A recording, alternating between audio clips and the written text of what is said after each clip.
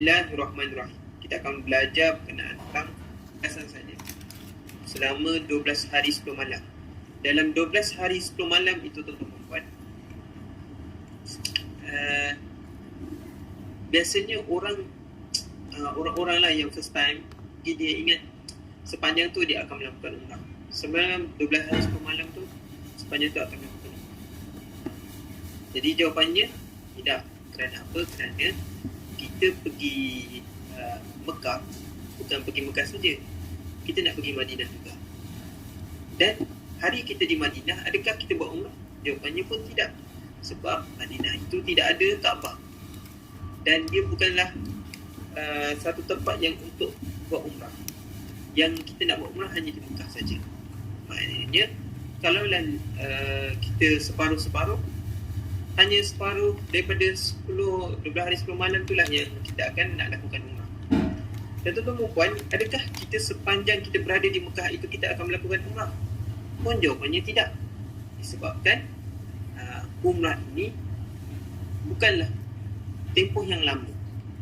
Kalau kita teliti rukun umrah yang kita akan sentuh nanti, sebenarnya nak buat satu umrah itu dengan sesempurna mungkin, dengan keadaan kita tidak ada halangan, halangan apa-apalah, maka kita boleh sempurnakannya kurang daripada 1 hari. Contoh tuan-tuan dan puan, saya bagi contoh 12 hari 10 malam. Contoh saya bahagikan 5 malam di Mekah, 5 malam di Madinah. So 5 malam di Madinah ni, okey, kita dah turut tepi. Adakah sepanjang 6 hari 5 malam di Mekah ni kita buat umrah? Rupanya tidak. Kerana badan kita, kalau kebiasaannya jemaah umrah, dia akan lakukan sepanjang ni 3 kali sahaja yang larat pada badan. Pertama masa sampai, kemudian mungkin pada hari ketiga, mungkin hari keempat. Begitu. Kemampuannya biasanya 3 kali. Dan tempoh dia tidak lama. Lebih kurang, saya pernah kira, lebih kurang 6 ke 7 jam saja untuk kita selesaikan umrah. Bermula daripada awal hingga akhir. Jadinya kalau 3 kali 6 maknanya ada lebih kurang 18 jam. Sepanjang 5 hari itu 18 jam kita perlu kerah tenaga kita untuk lakukan umrah.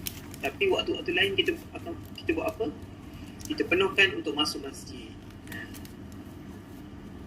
Jadi sampai di sini tuan-tuan dah nampak gambaran bahawa yang kita nak belajar ini hal-hal yang 6-7 jam tadi, yang 18 jam tadi. Maksudnya ada 3 kali umrah, pada hari pertama mungkin, pada hari ketiga dan hari keempat. Waktu tu waktu kita buat kita nak buat umrah. Tapi hari kedua adalah hari lapang, dan kita nak belajar ni hanya umrah ini. Yang kita nak fokuskan hari ini hanya umrah. Sebab apa tuan-tuan dan puan? Umrah ini perlu belajar sebab dia adalah ibadah pertama kali yang kita belajar. Bagi yang pernah yang first time lah. Tapi kalau ibadah lain tentang berkenaan tentang di masjid, kita nak buat apa, kita dah biasa solat jemaah dan hal-hal lain yang kita akan sentuh berkenaan solat jenazah, itu pun perlu belajar. Tapi belum masanya, sebab kita nak belajar berkenaan tentang umrah ni. Baik, insyaAllah kita akan masuk slide umrah. Terima kasih yang menonton. Boleh share dengan sahabat-sahabat yang lain. Saya baca dulu dan saya akan terangkan. Pertama, pengertian tentang umrah, iaitu menurut bahasa ziarah ataupun berkunjung. Tapi dengan istilah syarak, iaitu mengunjungi Baitullah Kaabah untuk mengerjakan ibadah umrah dengan niat dan syarat-syarat tertentu. Mengunjungi Baitullah iaitu Kaabah untuk mengerjakan ibadah umrah dengan niat dan syarat-syarat tertentu. Jadi 3 perkara ini penting. 3 perkara. Pertama, kita pergi untuk mengunjungi Baitullah untuk mengerjakan ibadah umrah dengan niat dan syarat-syarat sah tertentu, dengan mengikut syarat-syarat sah tertentu. Maksudnya apa tuan-tuan dan puan? Maksudnya orang yang datang kerana dia nak bekerja sebagai cleaner contoh, sebagai nurse, sebagai apa-apa kerja, dengan tujuan mengunjungi, dengan tujuan kerja, minta maaf, dengan tujuan kerja untuk Mekah, diorang tujuan kita memang jelas kita nak buat umrah, walaupun pakai visa pelancong, visa bisnes, tetapi sebab kerana tujuan umrah, maka dengan kunjungan itu wajib untuk kita masuk, kita buat umrah. Wajib. Untuk pertama kali ke, untuk bagi orang yang dah pernah datang sebelum ni, nak datang sekali, pertama kali dia masuk, dia wajib buat umrah. Dia orang tak, mereka tak boleh masuk Mekah untuk relax, esok baru nak buat umrah, tak boleh. Pertama kali masuk, kena buat umrah. Okey. Kemudian satu hal, okey, itu termasuklah mengunjungi Baitullah untuk mengerjakan ibadah umrah dengan niat. Maksudnya apa? Dengan niat, maksudnya kita kena masuk dengan niat dan mengikuti syarat-syarat sahnya. Daripada niat, nanti Dr. Bapak akan belajar daripada niat, kemudian tawaf, kemudian sa'i, kemudian bergunting dan mengikut tertib daripada niat sehingga bergunting. Okey, itu badannya sihat, dia ada akal dan dia seorang Islam, maka dia wajib untuk melakukan umrah seumur hidup sekali. Jadi dia akan ikut. Begitulah salah seorang Islam akan ikut. Sebenarnya kita nak tahu manusia ini, tuan-tuan, kita ni, kita perlu ada sokongan, kita perlu ada tahu ganjaran, baru kita ada nafsu untuk buat. Dan fitrah manusia memang begitu. Kalaulah kita buat secara kosong, dengan hal kita tak tahu tujuan kita dan kita tak tahu apa yang kita nak kerja, maka kita tak akan dapat apa-apa. Pertama, kalau umrah ini, of course lah kita nak redha Allah SWT. Kemudian kita nak mohon ganjaran. Kemudian kita nak kejar doa yang makbul. Kita tahu kat Mekah nanti, tempatnya semua doa yang makbul-makbul. Nanti kita tengok. Sedikit nanti saya kongsikan tempat-tempat yang makbul kita nak doa di sekitar Kaabah. Okey, kerana ada perkara-perkara yang kita dilarang. Dah sampai tanah haram ini, ada perkara-perkara yang dilarang. Contohnya apa? Ada perkara-perkara yang kita dilarang. Dah sampai tanah haram ini, ada perkara-perkara yang dilarang. Contohnya apa? Tanah haram sahaja boleh masuk. Hanya orang Islam sahaja boleh masuk. Orang Islam sahaja boleh masuk. Orang kafir tak boleh masuk. Itu tanah haram. Dilarang kepada orang kafir. Dan kenapa juga disebutkan haram? Adalah kita kena jaga diri kita dari perkara-perkara yang tidak baik. Contohnya, di dalam tanah haram, kalau kita, saya bagi contoh di tanah halal lah, luar daripada tanah haram, kita berniat untuk melakukan kejahatan, adakah kita dapat dosa?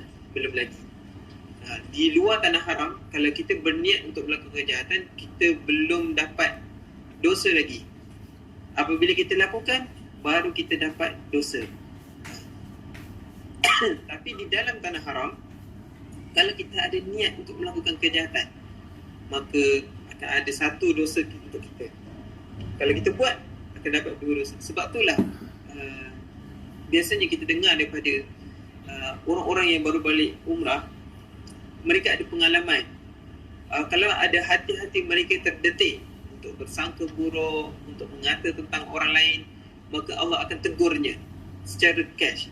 Macam itulah istilah. Yang ni lah orang takut-takut. Tak apalah, biar kita datang ke sana dalam keadaan kita nak betulkan diri kita daripada bersangka-sangka, daripada bercakap tentang orang lain, daripada mengumpat. So sampai sana kita akan sentiasa istighfar. Dan kan baik untuk kita berlatih, nanti balik umrah kita akan jadi lebih baik. Disebab itulah dimulakan disebabkan tanah haram. Dengan tanah haram inilah simbolnya sebagai kemuliaan. Dan kalau kita bawa perasan, dekat slide ni ada line warna merah. Okey, dia ada point warna merah dan di dalam dia ada point warna hitam, garisan hitam. Jadi tanah haram ini dia ada tanah haram ini yang jelas tu yang di kawasan hitam tu. Tapi yang di merah ini, kawasan merah ini adalah tempat kita untuk bermula niat.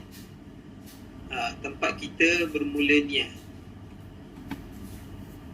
Contohnya, kalau misal kata orang yang nak masuk daripada Malaysia terus menuju ke Mekah, maka dia akan berniat di Qur'anul Manazil. So sempadan untuk mula niat bagi orang luar. Kalau orang yang berada daripada Madinah nak menuju ke Mekah, Mekah jauh ya, lebih kurang 6 ke 7 jam. Jadi dia kena niat di Bira Ali untuk ambil niat. Okey, itu adalah kawasan yang titik poin merah tu yang di luar tu, itu bagi khusus kepada orang-orang yang datang daripada luar Mekah.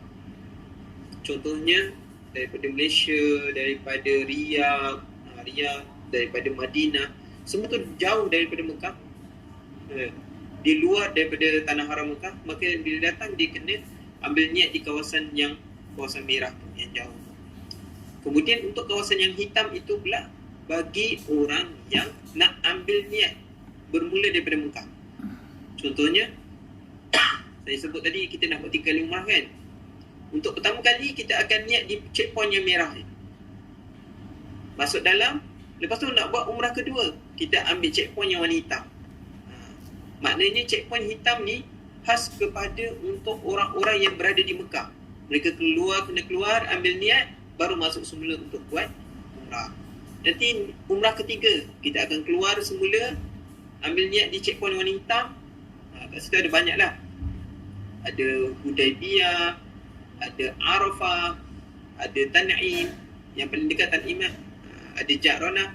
Jadi ambil niat di situ, masuk balik semula untuk buat umrah. Okey, baik. Jadi fungsi tempat-tempat ini adalah tempat kita nak ambil niat. Kerana hukumnya wajib bagi setiap orang yang masuk, pertama yang checkpoint yang warna merah, wajib mereka ambil niat daripada situ. Ataupun lagi jauh daripadanya, ataupun sama jaraknya. Kena ambil niat dari situ untuk masuk. Tetapi bagi orang yang dah berada di Mekah, nak buat umrah lagi sekali, kena pergi yang checkpoint warna hitam. Yang tadi saya sebut tadilah, Arafah, Tan'im, Ja'ranah, ataupun dia keluar daripada tanah halal selain daripada tempat ini pun boleh. Okey, baik.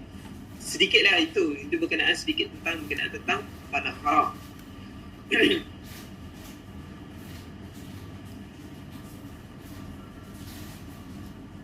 Dan yang paling menarik sekali, kerana apa kita nak sangat untuk pergi umrah. Ramai sangat orang nak pergi umrah kerana apa? Kerana kemuliaan dia, pertama. Yang kedua, kerana ganjaran yang Allah ganjarkan. Dalam hadis sebut, siapa yang melakukan solat di dalam tanah haram, maka Allah akan ganjarkan 100,000 kali ganda. 100,000 kali ganda ni seolah-olah kita hidup berapa lama kalau kita solat sehari. Nak kira dekat 300 tahun kita hidup. Maknanya inilah kemuliaan dan inilah keistimewaan untuk umat Nabi SAW. Siapa yang pergi umrah seolah-olah dia hidup lama. Seolah dia beramal lama sangat dekat Mekah. Solat sekali itu seolah dia hidup lama. Macam tu. Apalagi nanti kita amalkan, kita banyak tawaf, kita banyak solat sunat, kita banyak solat sunat taubat, kita banyak berzikir. Sebagai ulama sebut, itu pun setiap zikir itu pun dikalikan ganda. Setiap puasa yang kita buat, sedekah kita buat akan dikalikan ganda. Akan dikalikan. Okey, baik, alhamdulillah. Okey. InsyaAllah seterusnya kita akan masuk slide seterusnya. Jadi tuan-tuan, setakatnya okey ya? Okey. Ini adalah gambaran Masjidil Haram sekarang, ya. Gambaran Masjidil Haram sekarang dia dah mula berbentuk dalam bentuk begini, dia ada panjang ke belakang. Wallahu a'lam, kita tak tahu akan datang Masjidil Haram bentuk macam ni, wallahu a'lam. Okey, ni gambaran Masjidil Haram buat masa sekarang, ketika solat. Okay, ni saya rasa tengah duduk, dan kalau tuan-tuan perasan dekat gambar ini, saya kongsi, dekat gambar ini semua berpakaian putih, kan? Semua berpakaian putih di kawasan dataran Kaabah. Yang tuan-tuan perempuan nampak ni adalah bangunan dalam masjid, dan dia ada berada di dataran dekat dengan Kaabah, dan semua berpakaian putih. Okey, untuk makluman tuan-tuan perempuan, yang berpakaian putih ini adalah semua lelaki, perempuan berada di belakang mereka lah, keliling belakang mereka. Yang depan ni semua lelaki, menunjukkan sesiapa jemaah umrah ataupun tetamu Allah yang sampai di Masjidil Haram, mereka tak boleh menuju ke dataran Kaabah yang warna putih ini kalau mereka tak pakai kain ihram. Bagi lelaki kalau nak pergi dataran Kaabah mesti pakai kain ihram. Ini gambar baru, ini gambar baru.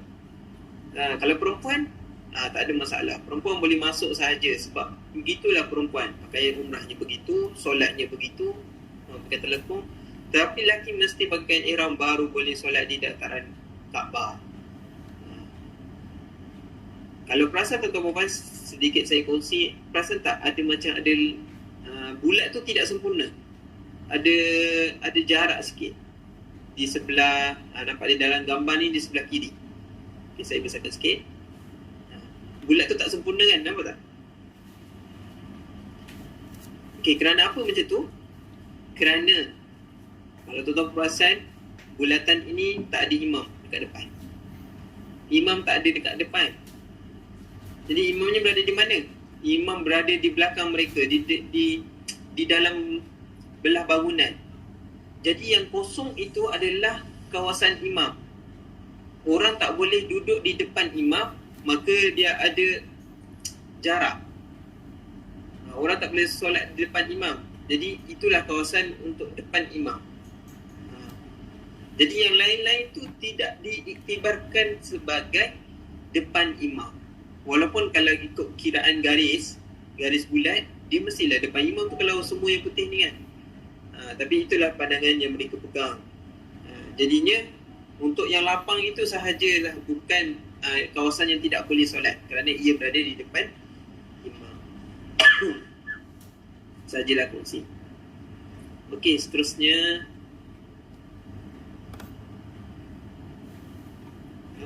dan gambar Kaabah ni, kita depan mata kita ni kita akan nampak satu pintu. Okey, itu adalah pintu Kaabah. Di depan pintu Kaabah tu ada warna emas. Di depan pintu Kaabah tu ada warna emas, iaitu adalah makam Ibrahim. Saya tak ada mouse untuk tunjuk, nampak. Di sebelah kanan Kaabah disebut yang bentuk C ni disebut sebagai Hijr Ismail. Sedikitlah kita kenal. Dan kat mana Hajarul Aswad? Hajarul Aswad adalah di sebelah pintu Kaabah, di sebelah kiri. Di sudut itulah beradanya Hajarul Aswad. Kalau boleh nampaklah, ada orang berdiri di sebelah Kaabah, di sebelah pintu, belah kiri ada orang berdiri, kat situlah Hajarul Aswad. Tapi kenapa tak ramai orang? Sebab orang tengah solat. Tapi kalau dah orang selesai solat, semua serbu ke kawasan itu. Wallahualam. Okey, sekarang ni kalau ikutkan yang terbaru, semua orang dah boleh solat dekat dengan Kaabah. Rapatlah. Bukan kalau tengok kawasan ni bulat dia besar kan. Sekarang bulatnya dah makin kecil, makin dekat dengan Kaabah. Kira orang boleh berlari lah terus menuju ke Hajarul Aswad tu untuk pucuk. Allahuakbar.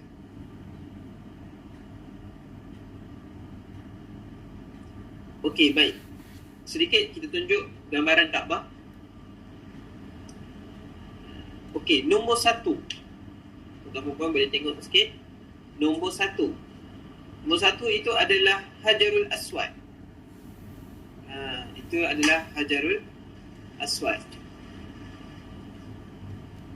Bolehlah kita, insya-Allah kita kenal lah Hajarul Aswad itu apa kan?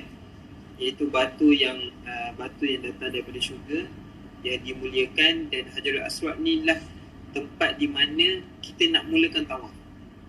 Hajarul Aswad ni tempat kita nak mulakan tawaf dan kita nak akhirkan tawaf.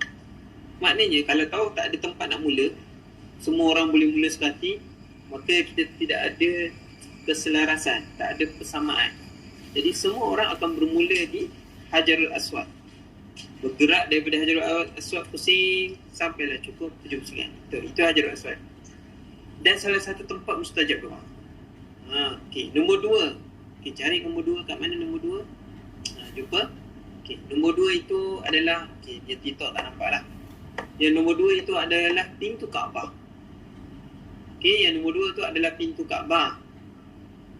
Okey, yang TikTok, siapa yang nak mengikuti live dengan slide, boleh ikuti page Mampu Umrah. Okey, nombor 2 tu adalah pintu Kaabah, pun satu tempat mustajab doa. Okey, kemudian nombor 3. Nombor 3 berada di mana? Nombor 3 adalah Mizab pancur emas yang berada di bentuk C tu, dia ada pancur emas. Situlah pancur emas. Dan tuan-tuan boleh nampak kan nombor 3? Dia berada di atas sebelah kanan. Itu nombor 3 tu pancur emas. So pancur emas ni tuan-tuan puan, sebenarnya pancur emas ni diselari dengan Masjid Nabawi, selari dengan mimbar Nabi SAW. Kalau digariskan tegak, sampailah ke mimbar Nabi SAW. Itu hikmah Allah aturkan. Dan itu salah satu tempat mustajab doa. Kemudian nombor 4. Nombor 4 adalah Syazarwan. Okey, nombor 4 boleh tengok. Nombor 4 jumpa tak? Nombor 4 ini adalah Syazarwan, adalah kaki kepada Kaabah. Fungsi dia adalah wallahu a'lam, untuk menahan ke apa. Tetapi kalau kita tawaf, kita sentuh Syazarwan dalam keadaan kita bergerak, maka kita akan batal. Kita punya pergerakan tawaf tu kita akan batal. Kita kena ganti semula, undur balik, baru start semula. Kita tak boleh sentuh Syazarwan. Okey, kemudian 5. Okey, jumpa nombor 5. Okey, nombor 5 tu yang C tu, iaitu Hatim. Ataupun orang sebut pun panggil Hijir Ismail. Hijir Ismail belah dalam lah. Yang C tu adalah Hatim. Nombor 6. Nombor 6 ni sebelah Hajarul Aswad, di antara Kaabah, di antara pintu dan Hajarul Aswad, dipanggil sebagai Multaza. Nombor 6. Pun doa mustajab, tempat mustajab doa. Kemudian Sayyid Muhammad, nombor 7. Nombor 7 disebut sebagai makam Ibrahim. Yang tadi yang saya sebut nombor 7. Nampak makam Ibrahim, tempat tapak kaki Nabi Ibrahim AS. Nabi Ibrahim AS masa dirikan Kaabah. Okay, nombor 8. Nombor 8 disebut sebagai rukun. Rukun Hajarul Aswad ataupun sudut Hajarul Aswad. Nombor 9 disebut sebagai rukun Yamani. Rukun Yamani ataupun sudut Yamani. 10, 11 disebut Iraki dan seterusnya disebut Syami.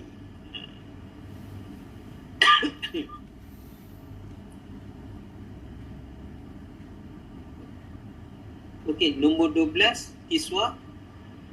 Nombor 13 Hijir Ismail. Baik, tak apalah tuan-tuan dan puan. Kalau nak ingat ketiga 13 ni, mungkin kita susah nak ingat. Yang penting tuan-tuan dan puan kena tahu kat mana Hajarul Aswad, kat mana pintu Kaabah, kat mananya Hijir Ismail, paling tidak. Okey. Kat mana Hajarul Aswad? Yang nombor 1. Pintu Kaabah, nombor 2. Hijir Ismail yang nombor 13. Ataupun yang C tu, yang nombor 5.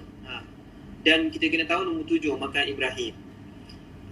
Dan tambah lagi satu, tuan-tuan dan puan kena tahu sudut rukun Yamani dengan rukun Hajarul Aswad yang nombor 9 dan nombor 8. Tu kena tahu tu, sebab dia ada berkaitan dengan untuk melakukan tawaf. Okey. Sedikit saya sentuh, Kaabah ni adalah salah satu rumah ibadah yang Allah dah dirikan lama dah. Cumanya di dalam Al-Quran disebut Nabi Ibrahim mendirikan Kaabah. Kalau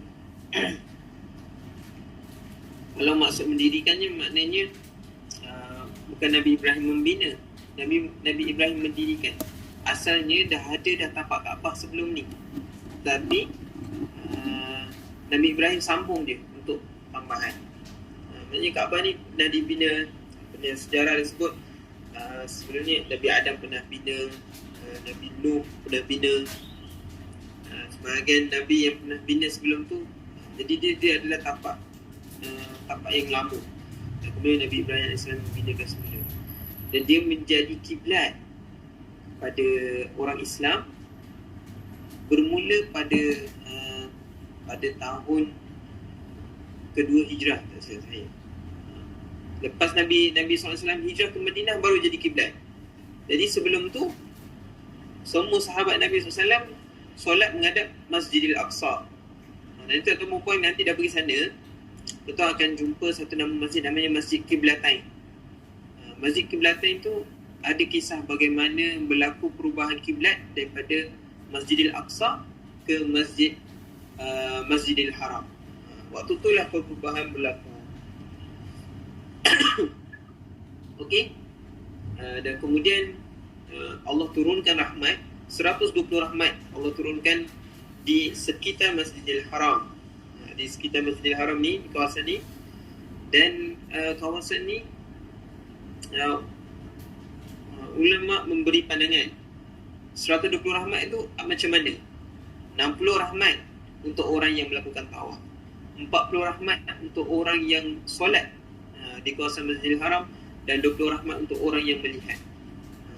Maksudnya 120 rahmat ni ulama memberi pandangan ada 60 untuk tawaf, 40 untuk orang yang solat, dan 20 rahmat untuk orang melihat saja pun dah dapat rahmat. Dan cerita rahmat ni, kita masuk syurga bukan sebab pahala kita semata. Kalau pahala kita banyak tapi tak ada rahmat Allah SWT, maka kita tak akan masuk syurga. Tapi kita nak rahmat Allah SWT ni sebab kita nak kasih sayang dia. Kerana kasih sayang dia, kerana kemurah hatinya murah hatinya Allah SWT menyebabkan kita masuk syurga Allah SWT. So pentingnya rahmat Allah SWT. Itu yang sebab kita nak kejar. Okey. Baik, inilah yang saya maksudkan, tempat mustajab doa. Tuan-tuan dan puan, kat sana itulah yang kita nak kejar supaya kita dapat manfaatkan masa kita di sana. Bukan sekadar untuk kita melakukan umrah, tapi kita nak kejar mudah-mudahan doa kita makbul di sana. Kita nak doa kepada keluarga kita, doa kepada anak-anak kita, doa kepada sahabat kita. Jadi itulah tempat yang sesuai. Antaranya tadi yang saya dah sebut, Hajarul Aswad, Multazam, tempat makam Nabi Ibrahim, dia ada tempat Jibril AS. Itu susah nak cari tu. Kemudian ada lagi berkenaan tentang Telaga Zamzam. Tuan-tuan puan nak tahu Telaga Zamzam, kalau kita tengok dekat dataran Kaabah tu, kita tak nampak macam ada telaga. Tetapi dulu masa zaman Nabi SAW, Telaga Zamzam tu berdekatan dengan Hijr Ismail. Allahumma Muhammad, berdekatan dengan Hajarul Aswad. Contoh kat sini saya tunjuk. Sini kawasan Hajarul Aswad, bawah sini adalah Telaga Air Zamzam. Untuk orang-orang minum, untuk bagi jemaah haji minum, semua kat sini. Tapi sekarang air Zamzam yang berada di dekat dengan Kaabah ni sekarang dah ditarik salurannya menuju ke tempat lain. Dan sekarang kita minum air Zamzam dah terus ada dalam tong warna coklat cair. Itulah yang kita dapat air Zam-Zam sekarang. Okey. Dan boleh lah tuan-tuan puan boleh tengok tebak mustajab doa. Saja saya kongsi, saya doa untuk saya nak dapat haji. Saya doa di Multazam. Nombor berapa Kejap, kita tengok Multazam nombor 2. Di antara pintu Kaabah dengan Hajarul Aswad. Itu doa saya nak minta haji, dan kemudian saya doa untuk jodoh saya. Itu pun dekat Multazam.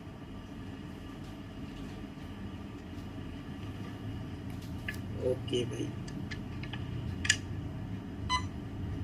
Okey, tuan-tuan dan puan dirahmati Allah SWT. Kejap Syarat-syarat sahnya tidak boleh sentuh Kaabah. Kalau sentuh Kaabah, pusingannya terbatal, maka kita tak boleh sentuh. Kalau sentuh, kita kena ganti sedikit. Contoh saya bagi contoh. Ni contohlah ni Kaabah warna hitam kan. Ini saya berada dalam ihram. Maksud saya berada dalam ihram adalah saya dah niat, tapi saya belum selesai gunting. Sebab saya baru selesai tawaf. Saya nak sa'i lepas ni. Lepas sa'i saya nak bergunting. Jadi masa tawaf tu, bukan selesai tawaf, saya belum selesai tawaf. Masa saya tawaf, saya sentuh Kaabah. Ataupun saya sentuh Hijr Ismail. Ataupun saya sentuh Syazarwan yang kaki dekat Kaabah tu. Dalam keadaan saya berjalan, maka saya kena ganti pusingan tu sedikit. Bapa balik, mula semula. Sebab ketika saya sentuh Kaabah, kita terbatal pada waktu tu. Dan kita lepas dan kita kena ulur sikit untuk mula semula untuk ganti yang kita terbatal. Tak perlulah ganti pusingan yang penuh. Okay. Kalau yang tadi, yang apa, pakai mask, dia ada 3. Satu, seekor kambing, atau kita berpuasa 3 hari, atau kita beri sedekah kepada 6 orang. Setiap orang kita bagi 2 cupang dengan nilaian duit rial 10 rial. Maksudnya kita bagi duit lah. Setiap 6 orang tu kita bagi 10 rial, 10 rial, 10 rial, 10 rial. Mesti 6 orang. Cukup 6 orang, baru selesai. Atau tau, nak buat kambing boleh, atau tetapi. Okey, baik. Baik, perjalanan umrah ini berkaitan dengan kebanyakannya 3 tempat ni. Okey. Pertama, Mekah. Pertama mungkin kita akan sampai Jeddah. Dan kemudian kita akan pergi Mekah. Kemudian kita akan pergi Madinah. Ataupun kita balik kat situlah. Dan ada lagi satu nama airport, namanya Airport Madinah. Airport Madinah, kalau kita balik daripada Madinah. Tapi rata-rata kita akan, untuk ziarah ni, kita akan pergi Madinah dan kita akan pergi Mekah. Inilah. Tapi berkenaan tentang berpuasa adalah kemampuan kita. Kita mampu dengan tenaga kita, kita boleh bergerak dengan diri sendiri untuk pergi, harta kita yang cukup, kita tak kalau kita ada hutang, kita mampu untuk bayar, bukan hutang yang berat. Tak boleh lah. Jadi hal-hal yang kemampuan dalam perjalanan, sihat tu badan semua. Baik, memakai ihram, saya tak boleh bagi contoh kat sini lah. Saya bagi contoh kat sini, tuan-tuan boleh rujuk dekat video macam mana cara pakaian ihram. Okay, sebenarnya cara pakaian ihram ada 2. Bukan cara pakai, maksudnya orang pakai. Satu, dia menutup kedua bahu. Lagi satu, dia membuka bahu belah kanan. Jadi menutup kedua bahu ini dalam keadaan kita selain tawaf, semua kena tutup. Tetapi untuk yang buka bahu kanan ini hanya ketika kita melakukan tawaf sahaja, ataupun ketika kita melakukan sa'i, sebahagian pendapat. Tapi majoriti ulama sebut hanya buka ketika tawaf sahaja. Sa'i dah tutup. Masa kita solat, kita kena tutup bahu kita, kena tutup yang sempurna lah. Kalau kita tunjuk, hukumnya makruh. Sunnah hanya ketika kita melakukan tawaf. Itulah pattern ihram. Tutup bahu, buka bahu. Okey. Slide seterusnya. Okey. Ini adalah gambaran berkenaan tentang selipar yang kita kena pakai. Selipar yang kita kena pakai bagi lelaki perlu nampak kelima-lima jari. Selipar Jepun.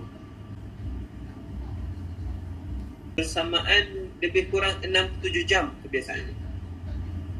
Satu umrah.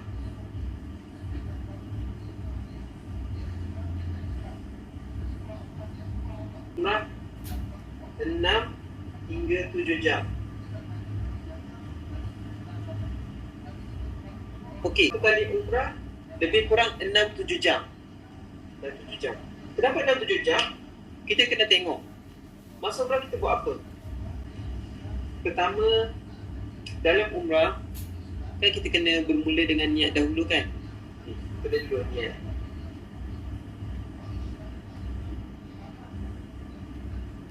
Okey, niat. Yang kedua, ini namanya rukun. Rukun umrah. Yang kedua adalah tawaf. Yang ketiga adalah sa'i. Yang keempat adalah bergunting.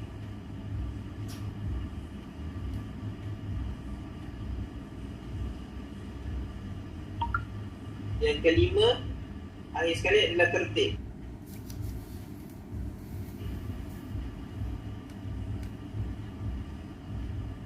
Okey, nampak bermula berukun, niat, tawaf, sa'i, bergunting, tertib. Ada 5. Tuan-tuan perempuan, umrah ni berkisar dekat sini je. Bermula daripada kita niat sampailah kita selesai tertib. Niat, tawaf, sa'i, bergunting mengikut turutan, iaitu tertib. Okay, boleh? Tempohnya itulah yang saya beritahu. Tak lama, 6-7 jam. Dan tuan-tuan dan puan, saya nak jelaskan masa bila sebenarnya kita pakaikan ihram bagi lelaki lah. Hanya daripada tempoh ni sahaja. Contohlah, sebelum niat, masa kita sebelum niat, adakah kita pakaikan ihram? Tidak. Dah nak niat tu baru kita pakaikan ihram, baru kita niat. Sampailah kita bergunting, niat, lepas tu kita buat tawaf dengan betul, sa'i dengan betul. Lepas tu kita bergunting ikut turutan yang sempurna, kita gunting. Maka lepas tu tuan-tuan perempuan, dah kan ihram dah tak payah pakai. Minta maaf siapa yang dah pernah belajar, tapi ramai kalau orang yang pertama kali belajar, dia tak faham tentang ni. Berkenaan tentang masa bila kita berada di dalam ihram, masa bila kita berada di luar ihram. Bagi waktu ini, orang yang sedang lakukan umrah, dia dikira sebagai orang yang berada di dalam ihram.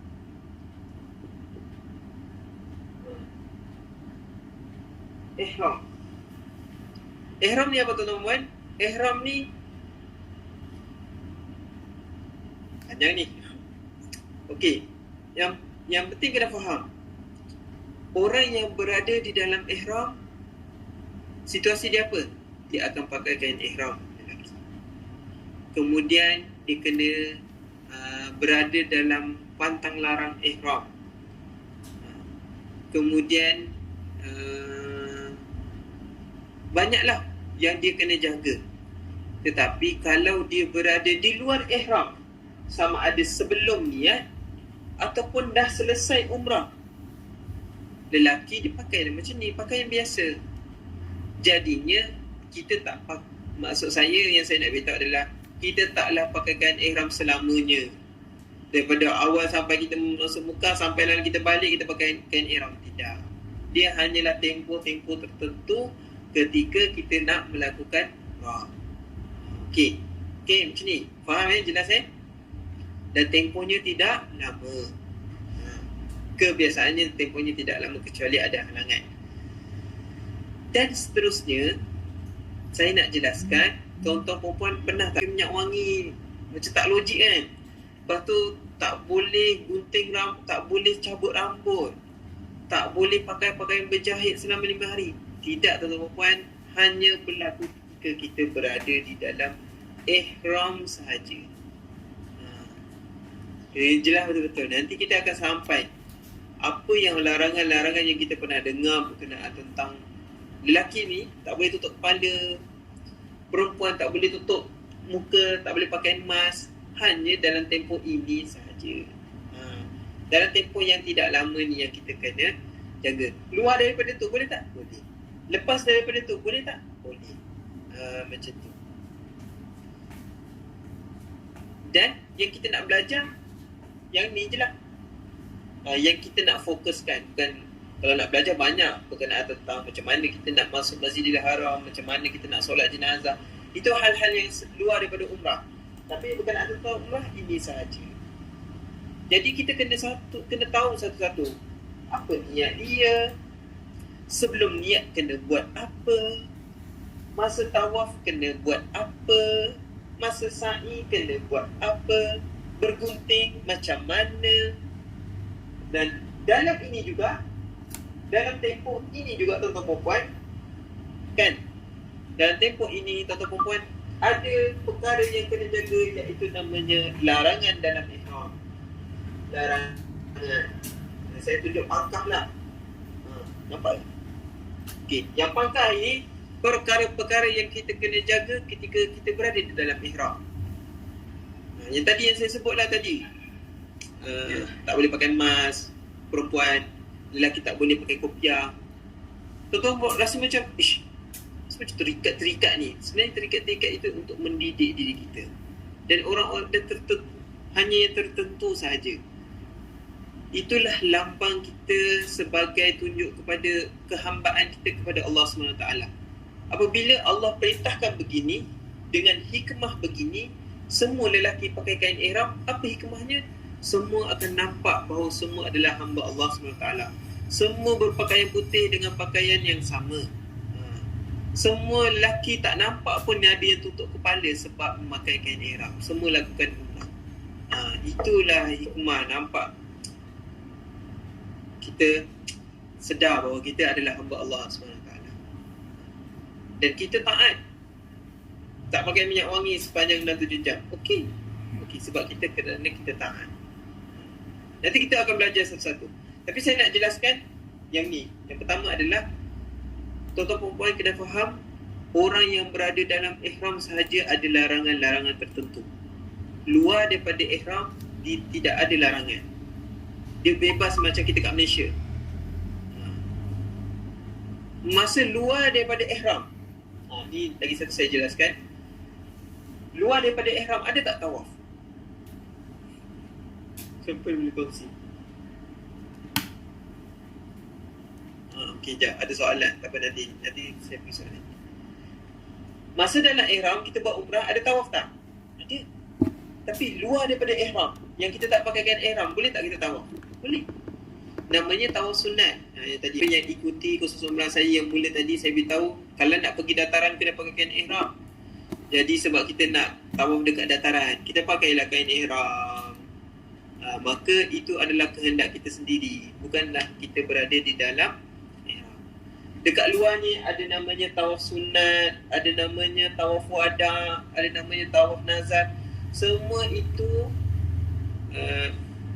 tawaf yang kita jalankan luar daripada umrah. Banyaklah tawaf ni macam-macam. Tapi salah satunya adalah tawaf dalam umrah. Namanya tawaf rukun ataupun namanya tawaf